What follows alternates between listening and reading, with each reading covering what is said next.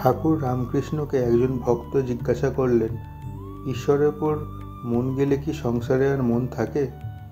ঠাকুর বললেন, সংসারে থাকবে না তো কোথায় যাবে?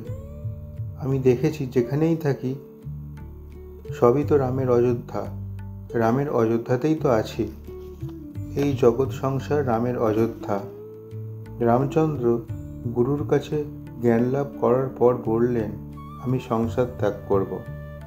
দশরথ তাকে বোঝাবার জন্য বশিষ্ঠর কাছে পাঠালেন। বশিষ্ঠ দেখলেন রামের তীব্র বৈরাগ্য। তখন তিনি রামকে বললেন, আগে তুমি বিচার করো, তারপরে নয় সংসার ত্যাগ করবে। তখন তিনি জিজ্ঞাসা করলেন, সংসার কি ঈশ্বর ছাড়া? তা যদি হয় তাহলে তুমি ত্যাগ করতে পারো। রাম দেখলেন ঈশ্বরই জীবজগৎ হয়ে রয়েছেন, তার সত্তাতে সমস্ত সত্য বলে বোধ হচ্ছে। তখন রামচন্দ্র চুপ করে রইলেন। সংসারে কাম, ক্রোধ এই সবের সঙ্গে যুদ্ধ করতে হয়, নানা বাসনার সঙ্গে যুদ্ধ করতে হয়, আসক্তির সঙ্গে যুদ্ধ করতে হয়। যুদ্ধ কেল্লা থেকে হলেই সুবিধা, এই গৃহ থেকে যুদ্ধই ভালো। এই গৃহই হলো কেল্লা। এখানে খাওয়া মেলে, ধর্মপত্নী অনেক রকম সাহায্য করে।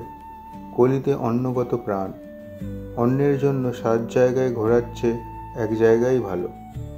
গৃহে কেল্লার ভেতর থেকে যেন যুদ্ধ করা যায়। আর সংসারে থাকো ঝড়ের এঁটো পাতা হয়ে।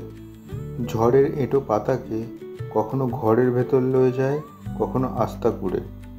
হাওয়া যেদিকে যায় পাতাও সেই দিকে যায়, কখনো ভালো জায়গায়, কখনো বা মন্দ জায়গায়। তোমাকে এখন সংসারে ফেলেছেন, ভালো, এখন সেখানেই থাকো। আবার যখন সেখান থেকে তুলে ওর চেয়ে ভালো জায়গায় নিয়ে যাবেন, তখন যা হয় হবে। সংসারে রেখেছেন, তা কি করবে? সমস্ত তাকে সমর্পণ করো, তাহলে দেখবে আর কোনো গোল থাকবে না। তখন দেখবে তিনিই সব করছেন, সবই রামের ইচ্ছা। সংসারী যদি জীবনমুক্ত হয়, সে মনে করলে অনায়াসে সংসারে থাকতে পারে। যার জ্ঞান লাভ হয়েছে তার এখান সেখান নাই, তার সবই সমান। যার সেখানে আছে তার এখানেও আছে।